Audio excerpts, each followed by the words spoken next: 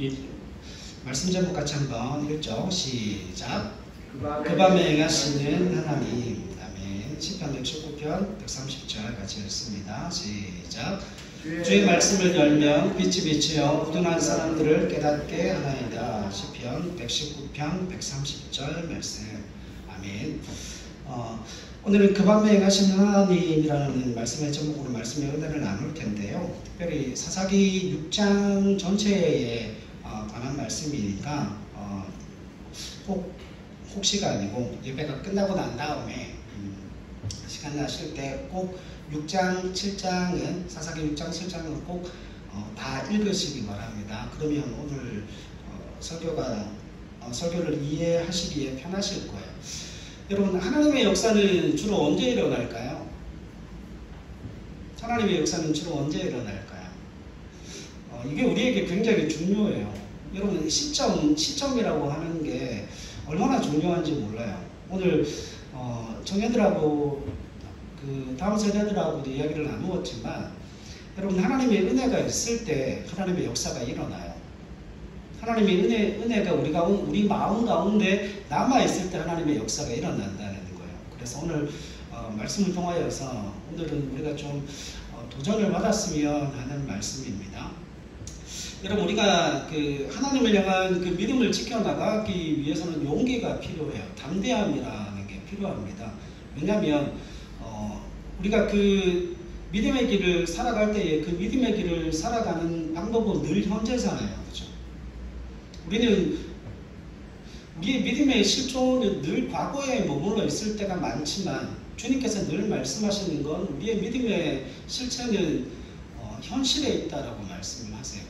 그래서 그 현실적인 어려움에 부딪히게 되면 우리가 그 믿음이 한 발짝도 나아가지 못하는 모습을 발견할 수 있게 됩니다. 그런데 그 믿음이라고 하는 것이 늘 용기가 전제되어져 있고 담대함이 전제되어져 있지만, 그 용기와 담대함은 날마다 시험을 당합니다. 무엇을 통해서 시험을 당하죠?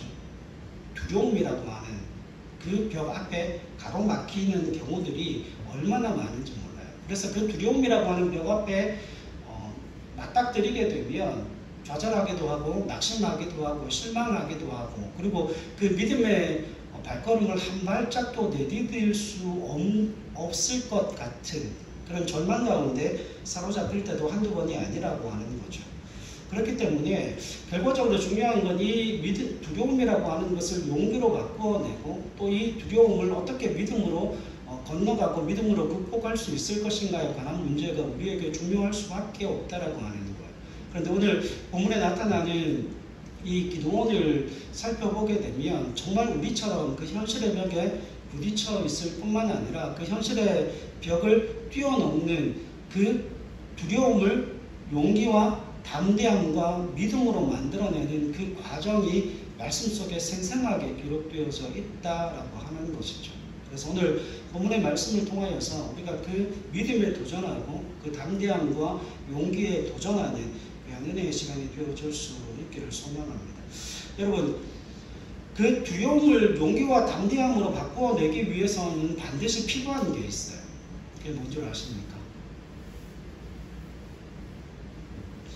그 두려움을 용기로 바꿔내기 위해서는 그 두려움보다 훨씬 더 큰 뭐가 필요해요?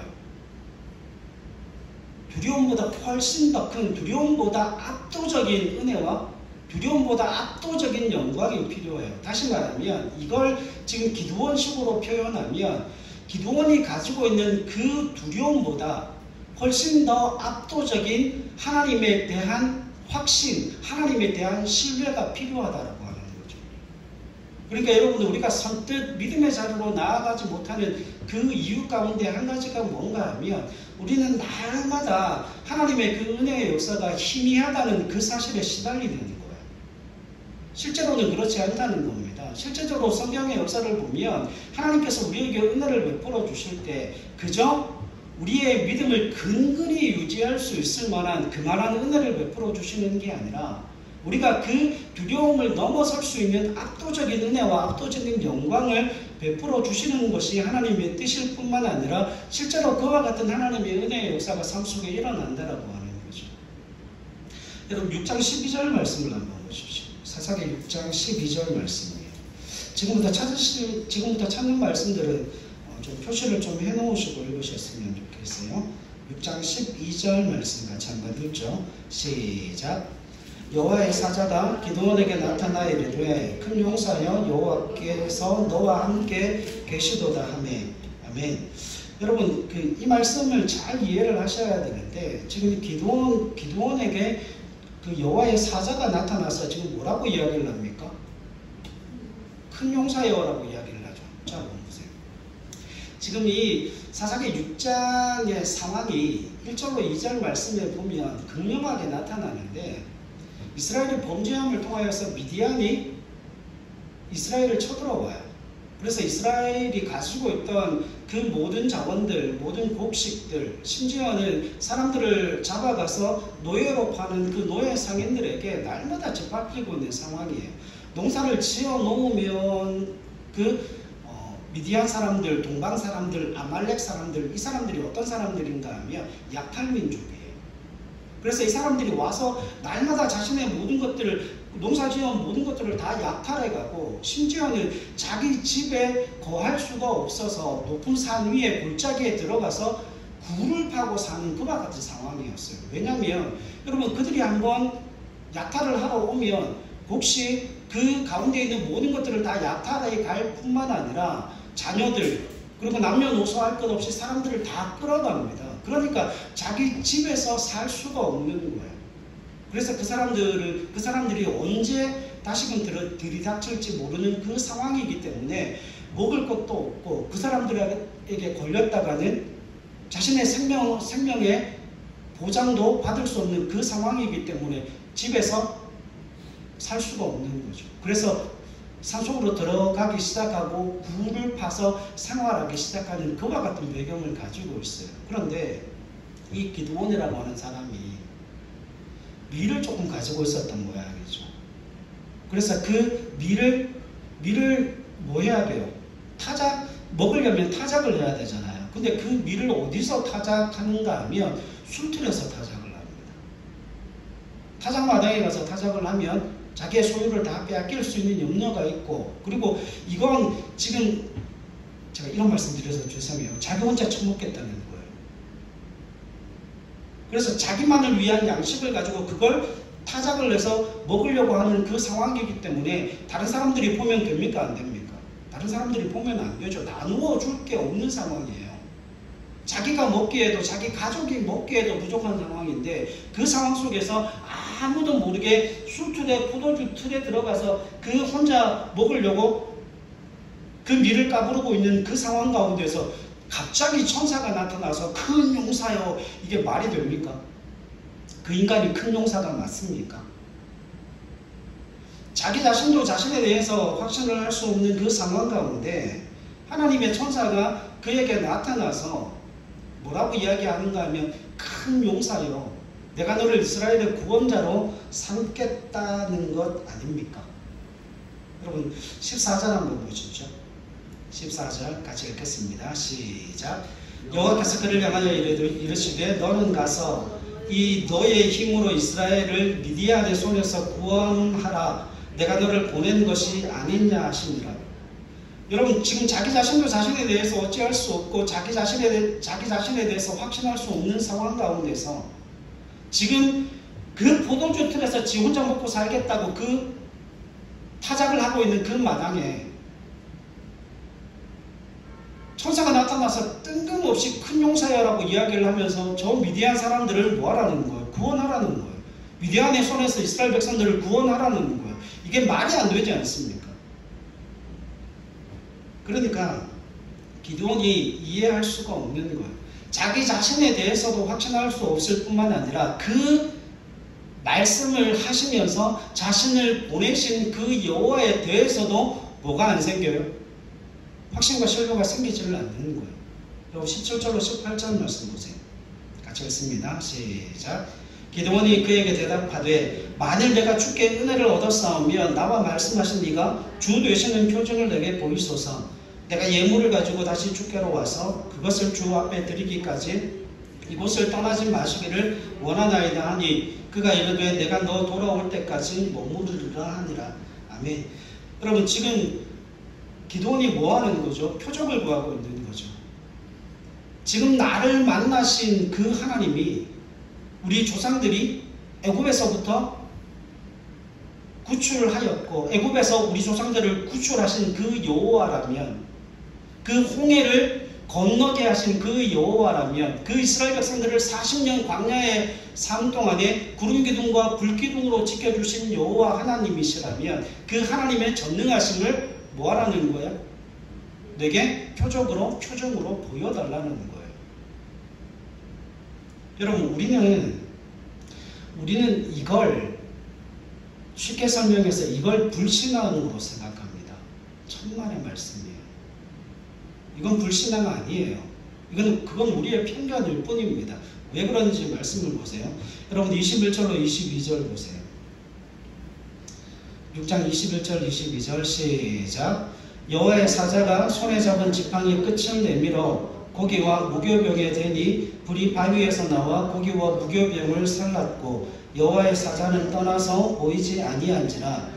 기드온이 그가 여호와의 사자인 줄을 알고 이르되 슬프도소이다 주 여호와여 내가 여호와의 사자를 대면하여 보았나이다 하니. 아멘.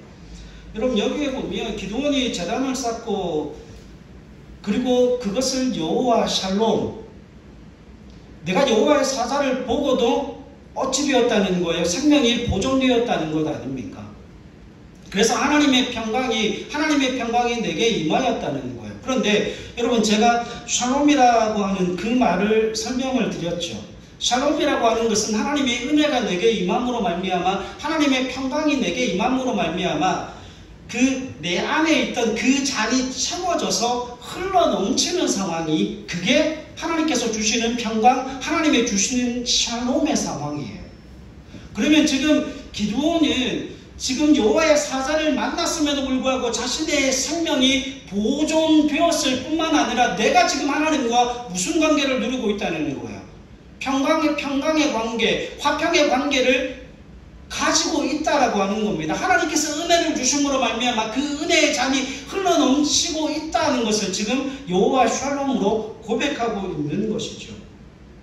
여러분, 우리가 두려움을 용기로 바꾸어낼 수 있는, 그 두려움을 용기로 바꾸어낼 수 있는 유일한 방법은 뭔가 하면 그 두려움보다 더 큰 하나님의 은혜가 임하면 돼요.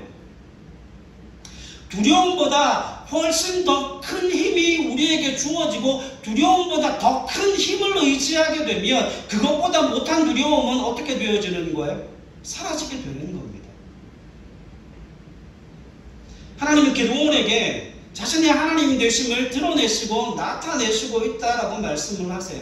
기드온에게 사명을 주시고 그 사명을 이룰 수 있도록 기드온이 가지고 있는 그 두려움보다 훨씬 더 큰 은혜를 하나님께서 기드온에게 공급하고 있다라고 하는 것이죠. 여러분, 기드온에게 주셨던 하나님의 은혜가 그겁니다. 내가 반드시 너와 함께 하리니 네가 미디안 사람 치기를 한 사람 치듯 하리라. 여러분, 하나님께서 기드온에게 그와 같은 약속을 주시고 기드온을 보내실 때 기드온 혼자 보내지 아니하시고 하나님께서 친히 함께 가신다라고 말씀하고 있잖아요. 그런데 문제는 뭡니까? 문제는 뭐예요? 하나님이 기드온과 함께 가시겠다 하시면 그걸로 끝입니까? 아니잖아요. 뭐가 준비가 되어야 됩니까? 함께 가시는 그 하나님이 전능하시다는 그 사실을 보여주셔야 기드온이 그 하나님과 함께 갈 때 그 두려움을 넘어서 담대함과 용기를 가질 수 있는 것 아닙니까? 하나님이 어떤 분이신지를 알아야 그 두려움으로부터 벗어날 수 있는 것 아니에요. 여러분, 생각해 보세요. 골리앗과 같은 대적이 있는데 그 대적 앞에 나는 분명히 그 대적을 이길 힘이 없어요. 그건 객관적으로 누가 보더라도 알 수 있어요. 그런데 내가 그 골리앗을 이기기 위해서 제 딸 예스리를 데리고 갑니다. 이길까요? 질까요? 이길까요? 질까요? 저요, 못 이겨요. 여러분, 이길 수가 없어요. 왜냐하면 저 아이는 저보다 더 약한 아이거든. 그러니까 여러분, 기도원에 있어서 가장 중요한 문제는 기도원과 동행하시겠다라고 하시는 하나님이 과거에 그 이스라엘 백성들을 애굽에서 건져내셨던 그 하나님이 맞습니까? 그 홍해를 갈라서 이스라엘 백성들을 인도하셨던 그 하나님이 맞습니까? 광야 40년 동안 구름 기둥과 불 기둥으로 그 이스라엘 백성들의 삶을 지키셨던 하나님이 맞습니까? 이스라엘 백성들이 가나안 땅에 정착할 그때에 그 가나안 땅에 신들을 멸하시고 그 가나안 땅을 이스라엘 백성들에게 선물로 허락하신 그 전쟁에 능하신 그 전능하신 하나님이 맞습니까? 지금 기도원이 그걸 하나님 앞에 물은 거죠. 그래서 그 증거를 보여달라고 그러잖아요. 여러분, 기도원이 원했던 믿음은 그겁니다. 나를 그 미디안 가운데 보내시고 내게 큰 용사라고 말씀하신 그 하나님, 나와 함께 하시겠다라고 말씀하신 그 하나님이 전능하신 하나님이 맞습니까? 그걸 무엇으로 시험하는 거죠? 기도원이 드린 예물로 시험하고 있는 것 아닙니까? 근데 하나님이 뭘 보여주셨어요? 하나님이 뭘 보여주셨습니까?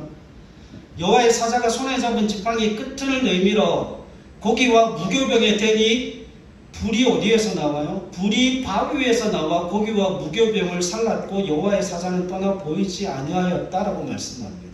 자, 여러분, 그 현장 가운데서 지금 그 예배의 현장 가운데서 하나님의 불이 임하는 것을 누가 목격한 거예요? 기드몬이 목격하는 거예요. 여러분, 우리가 하나님의 은혜를 구할 때에 하나님은 우리에게 그 압도적인 영광을 보여주시고 나타내 보여주십니다. 왜냐하면 하나님이 그 압도적인 은혜를 보여주시지 아니하시면 우리가 그 믿음의 길을 갈 수 없기 때문에, 그 두려움을 넘어설 수 없기 때문에 하나님이 그 압도적인 은혜와 영광을 우리에게 보여주심을 통하여서 나는 전능하신 하나님일 뿐만 아니라 내가 너와 동행한다는 그 사실을 보여주셔야 우리가 그 믿음의 길을 용기와 담대함으로 갈 수 있다라고. 여러분, 엘리야가 갈멜산에서 850대 1로 싸웠죠. 3년 6개월 동안 비가 내리지 아니했는데, 그렇죠?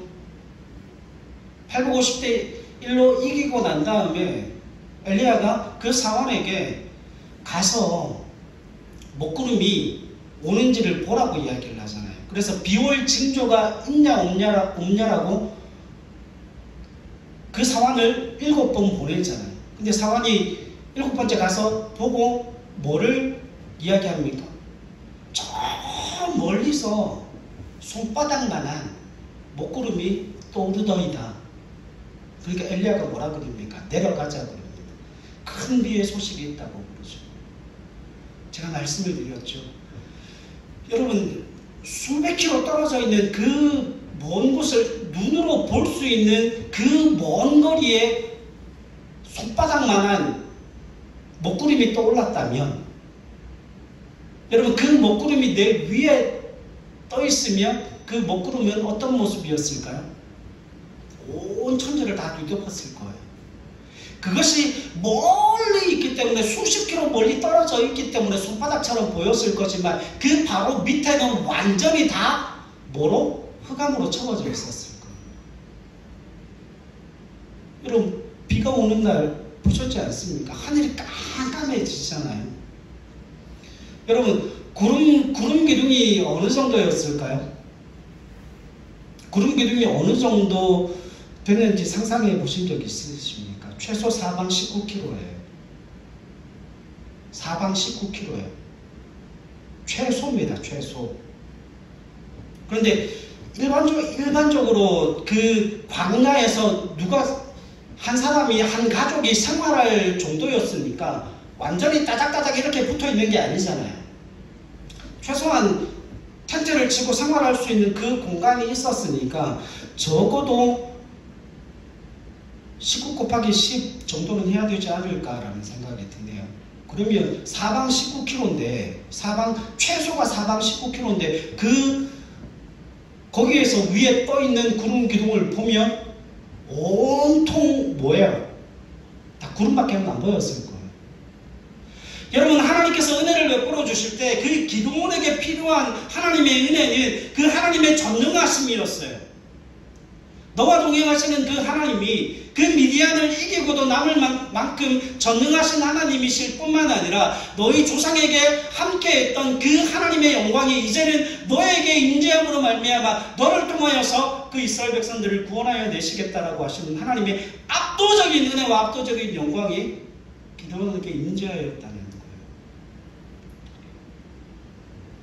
사랑하는 여러분, 기드온이 그 은혜를 구했을 때 하나님 외면하지 않았어요.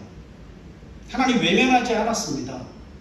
여러분, 기드온이 지금 그 여호와의 임재, 그분이 하나님이라는 그 사실을 보여달라고 그 제물을 하나님 앞에 드리고 예배하면서 그렇게 하나님의 임재를 구하고 갈망했을 때 하나님 외면하지 아니하셨어요. 하나님 친히 보여주셨습니다. 왜요? 하나님의 계획과 작정은 그를 통하여서 이스라엘을 구원하시는 것이었기 때문에 단순히 그 기드온 한 사람이 아니라 기드온과 동행 가시는 그 하나님으로 말미암아 이스라엘이 구원받을 것이기 때문에, 사랑하는 여러분, 하나님은 우리의 기도를 외면하지 않습니다. 그 하나님의 은혜를 구하십시오.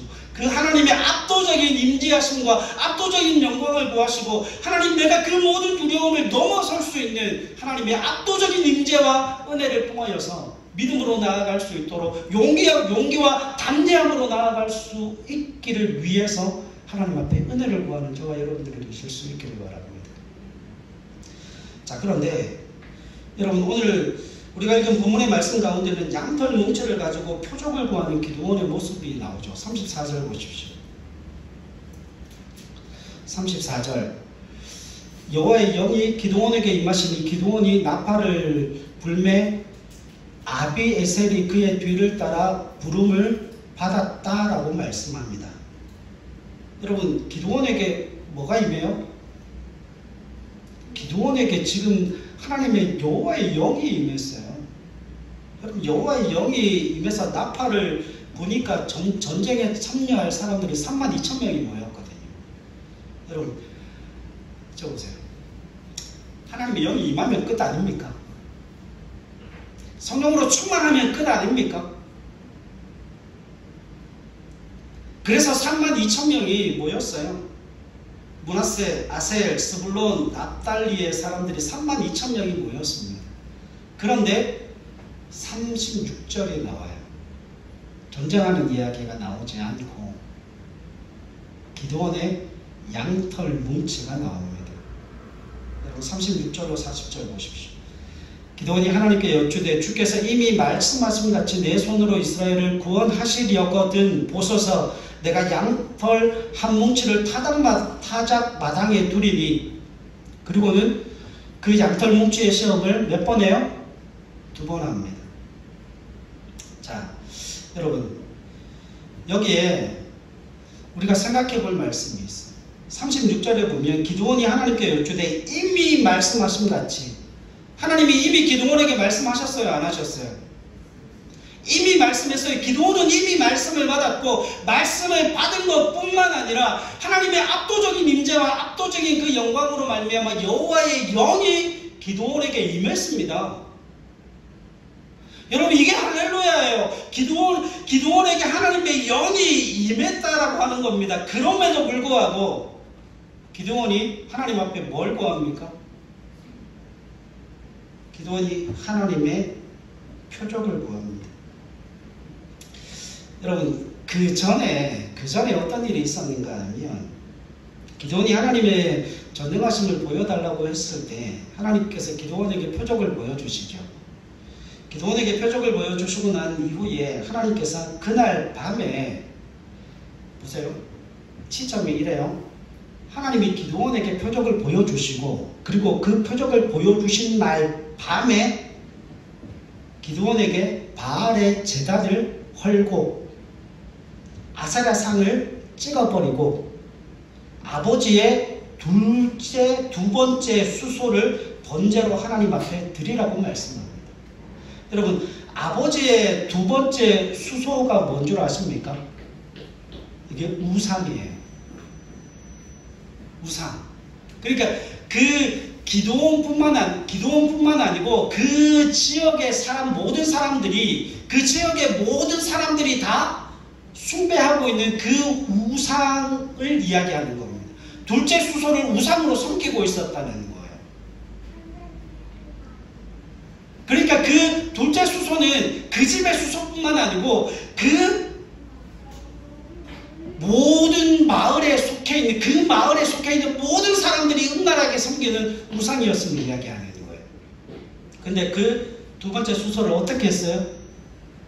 번제로 하나님께 드렸습니다. 여러분, 이게 장난이 아니에요. 그 둘째 수소는 그 이스라엘 그 지역의 사람들을 지키고 그 지역의 사람들의 생명의 안전을 보장하는 우상이라고 하는 거예요. 그러면 그 두 번째 수소를 번제로 드리면 결국 뭐 하는 겁니까? 우리의 생명의 보장과 안전의 보장이 그 둘째 수소에게 있지 않다는 걸 뭐 하는 거예요? 드러내고 나타내는 것 아닙니까? 선포하는 것 아닙니까? 그러면 기도원은 살아남을 수 있을까요? 기도원은 살아남을 수 있을까요? 못 살아남아요.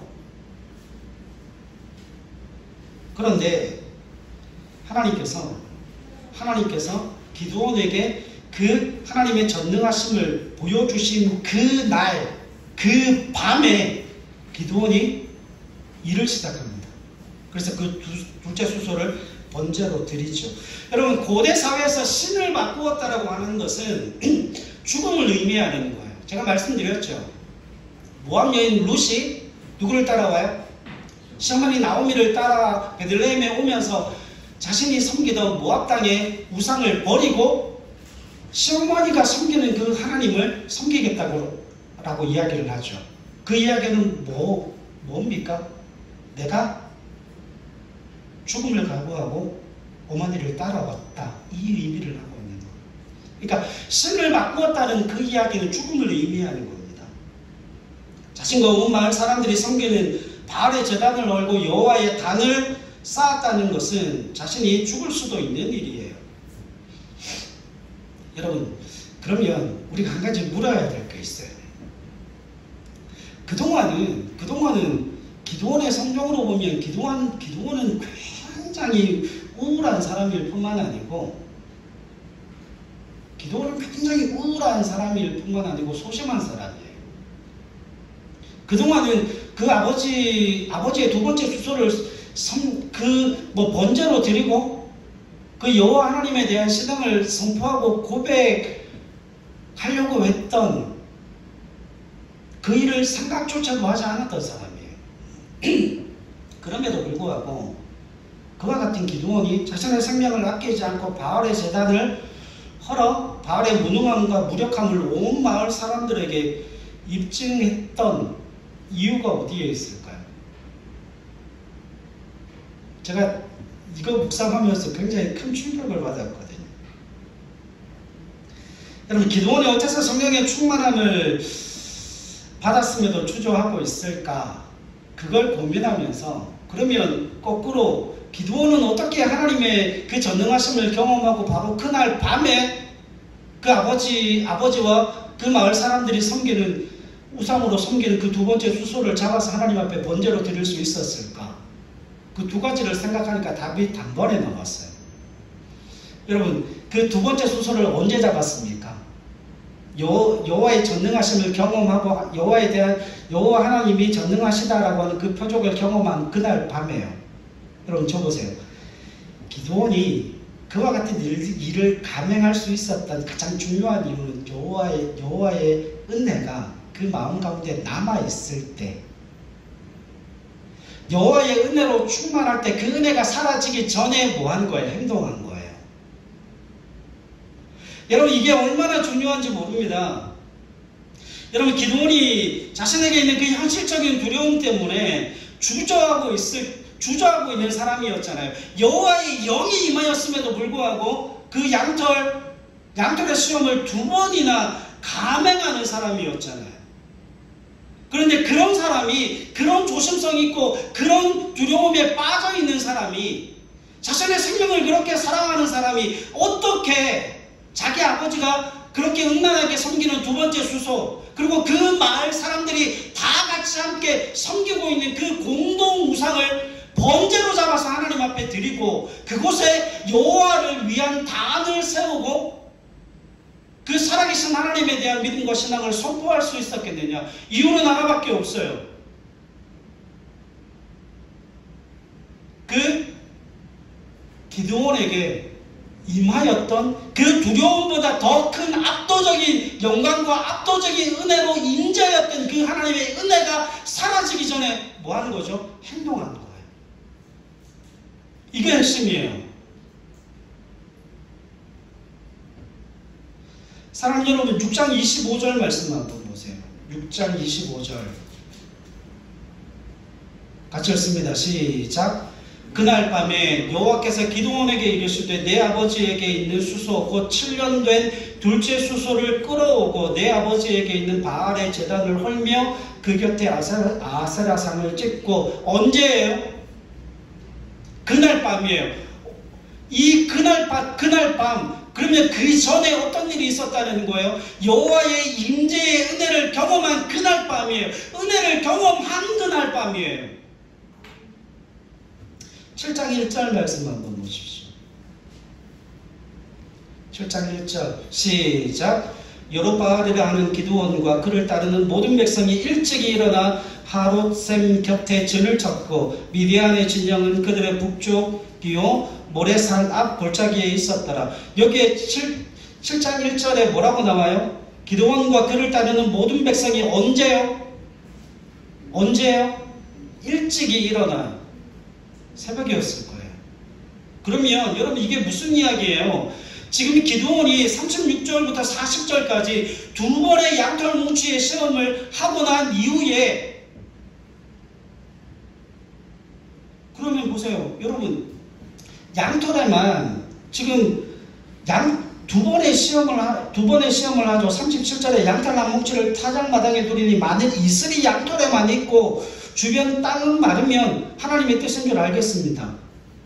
그 한 번 갖고 또 모자라요. 39절에 기드온이 또 하나님께 여쭈되 주여 내게 노하지 마옵소서. 내가 이번만 말하리이다. 구하옵나니 내게 이번만 양털로 시험하게 하소서. 원하건대 양털만 마르고 그 주변 땅에는 다 이슬이 있게 하옵소서 하니까 40절에 그 밤에 하나님이 뭐 하셨어요? 그대로 행하시고 양털만 마르고 그 주변 땅에는 다 이슬이 있었다. 그리고 난 이후에 그와 같은 하나님의 은혜를 경험하고 난 이후에 일찍 일어나 뭐 했다는 거예요? 전쟁에 나갔다는 거예요. 여러분, 하나님은 기드온이 양털 시험을 한 거에 대해서 전혀 불만이 없으세요. 왜냐하면 믿음이 필요하잖아요. 은혜가 필요하잖아요. 그 두려움을 넘어설 수 있는 하나님의 영광이 있어야죠. 근데 가장 큰 문제가 되는 건 뭐냐면 은혜를 받았음에도 불구하고 움직이지를 않는다는 거예요. 은혜가 우리에게 임했음에도 불구하고 머뭇머뭇한다는 거죠. 주저한다는 거죠.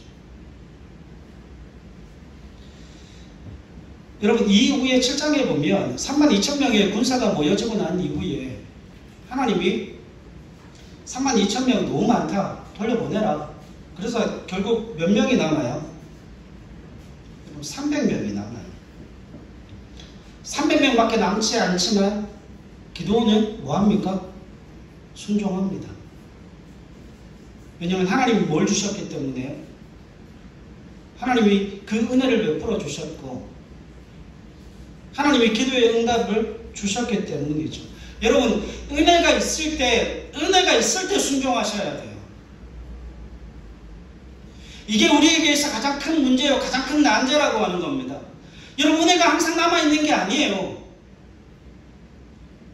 여러분, 은혜가 오래 남아있을 것 같죠? 제가 중고등학교 다닐 때 그때 교회에서 전설처럼 내려오는 이야기가 있어요. 아이들이 기도원 다녀오면, 아이들이 수련회 다녀오면 3개월은 그 수련회 여파가 간다고 그랬어요. 그럼 지금은 얼마나 갈까요? 지금 일주일입니다. 그때는 3개월이었는데 지금은 일주일이에요. 시대가 더 악해졌다는 거죠. 그러면 생각해 보세요. 하나님, 우리가 예배를 드리면서 우리가 기도하면서 그와 같은 하나님의 은혜를 체험하고 경험하게 되면, 그 하나님의 은혜가 우리 가운데 임하게 되면 우리가 가장 먼저 생각해야 되는 게 뭔가 하면, 그 은혜가 사라지기 전에, 그 은혜가 사라지기 전에 순종해야 하고, 그 은혜가 사라지기 전에 예배해야 하고, 그 은혜가 사라지기 전에 기도의 자리를 지켜야 한다는 거예요. 여러분, 우리는 늘 같은 사람들이 아닙니다. 여러분, 그 은혜는 쉬이 사라집니다. 그래서 순종하려고 하는 그 마음이 들어도 은혜가 사라지고 나면 뭐가 함께 사라지는 거예요? 순종이 함께 사라지는 거예요. 여러분, 그 두려움을 우리가 한번 넘어섰다고 해서 그 두려움이 멈추어 서 있는 게 아닙니다.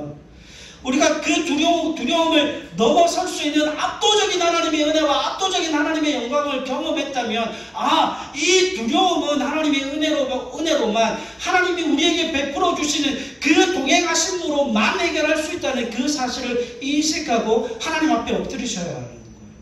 그 주님의 은혜를 구하고 주님의 동행을 구하고 그 밤에 행하시는 그 하나님이 오늘 내게 임하심으로 말미암아 그 두려움을 용기로 구할 수 있도록 넘어설 수 있는 그 은혜를 구해야 한다는 거. 하나만 말씀드리고 마치죠. 여러분, 그러면 왜 하나님은 그 기드온에게 그 양털 뭉치의 시험을 허락하셨을까요? 그게 궁금하지 않으십니까? 왜 그걸 허락하셨을까요? 여러분, 하나님은 기드온 자신보다 기드온을 더 잘 아시는 분이세요. 그래서 하나님은 그 기드온을 볼 때마다 하나님의 생각은 그겁니다. 저 녀석은 내가 베풀어 주시는 자비 없이는, 내가 베풀어 주시는 긍휼 없이는 그 어떤 것도 행할 수 없는 존재라는 사실을 이미 알고 계신다는 거예요. 여러분, 주님께서 우리를 어떤 자리에서 구원하여 주셨습니까? 우리가 의로움의 자리에서 우리를 구원하신 게 아니고, 우리의 모든 죄악을 넘어서, 우리의 모든 못남을 넘어서, 우리의 모든 연약함을 넘어서 우리를 구원하여 주신 분이세요. 그런 분이 우리의 기도를 들으실 때 엄격한 잣대를 들이대시고 율법적인 기준을 들이대시면서 너는 이렇게 기도해야 하고 너는 이렇게 마땅히 이와 같은 것을 내게 주어야 한다, 그렇게 말씀하시겠습니까? 아니요. 하나님의 기본적인 그 마음은 자비하심과 긍휼하심이에요. 그래서 그 기드온이 2번씩이나 하나님의 영이 임하고 하나님의 전능하심을 보여주셨음에도 불구하고 하나님의 영의 임재를 경험하였음에도 불구하고 2번씩이나 구하고 있는 그 연약함을 하나님은 능히 받으시고 자비를 베푸시고 긍휼을 흘려 보낼 준비가 되셨다는 것을 보여주시기 위함이에요. 여러분, 우리는 의로움 때문에 주님 앞에 나가는 사람들이 아닙니다. 우리의 연약함 중에도 여전히 하나님의 자비와 긍휼은 우리 가운데 주어져요. 이사야 42장 3절에 보면 상한 갈대를 꺾지 아니하며 꺼져가는 등불을 끄지 아니하신다 말씀하십니다. 제가 예전에 이 본문 가지고 1시간 반을 설교를 한 적이 있어요. 여러분, 상한 갈대는요 쓸모가 없어요. 상한 이스라엘의 갈대는 좀 두꺼워요. 그 갈대 마디를 잘라서 캐논이라고 하는 자를 만듭니다. 근데 그 갈대가 중간에 또 부러지게 되면 아무짝에도 쓸모가 없어요. 사람을 다치게만 만들죠. 근데 그 상한 갈대, 여러분, 꺼져가는 등불은 어디를 뭘 밝힐 수가 없잖아요. 그냥 그릇만 나요. 냄새만 나죠. 근데 주님이 그 상한 갈대 꺼져가는 등불도 꺾지 아니하시고 끄지 아니하신다고 말씀하십니다. 상한 갈대를 고치시고 회복해 하심으로 여호와의 정의를 시행하는 도구로 사용하실 것이고, 그리고 꺼져가는 등불을 다시 일으켜 이방의 빛을 비추는 도구로 주님께서 그들을 사용하실 것이기 때문에 그래요. 그러면 상황할 때 꺼져가는 등불을 누구를 비유하는 겁니까? 이스라엘을 비유하는 거예요. 그들에게 정의를 찾아볼 수도 없고 순종을 찾아볼 수도 없고 그들에게 어떤 세상의 빛을 드러내고 세상의 빛을 비추는 그 어떤 정의로움과 의로움도 찾아볼 수 없지만 그들이 하나님의 백성이기 때문에 하나님이 그들을 그렇게 회복시키시고 하나님이 그들을 그렇게 들어 사용하실 것을 말씀하고 있기 때문에 하나님은 그들을 존중히 여기시고 귀하게 여기시고 그들을 통하여 하나님의 역사를 이루시겠다는 거예요. 여러분, 우리에게 있어 가장 중요한 것은 그 밤에 일을 행하시는 분은 내가 아니고 하나님이시라는 겁니다. 그래서 우리의 모든 두려움을 넘어설 수 있는 그 유일한 길은 그 압도적인 영광을 하나님께서 우리에게 보여주는 것이고 그 압도적인 은혜를 우리에게 보여주는 것일 뿐만 아니라 우리의 연약함에도 불구하고 우리가 그 하나님 앞에 연약한 모습대로 하나님 앞에 은혜를 구할 때에 하나님은 능히 자비와 긍휼하심으로 그 하나님의 영광을 우리에게 보여주시겠다는 말씀하십니다. 여러분, 부디 그 은혜가 사라지기 전에 예배의 자리를 지키시고 그 은혜가 사라지기 전에 기도의 자리를 지키시고 그 은혜가 충만할 때에 하나님의 뜻에 순종함을 통하여서 이 땅 가운데 정말 하나님의 정의를 실현하고 하나님의 그 살아계심을 저와 여러분들의 삶의 발걸음으로 드러내고 나타내는 저와 여러분들이 되실 수 있기를 주님의 이름으로 간절히 부탁을 드립니다. 기도하겠습니다.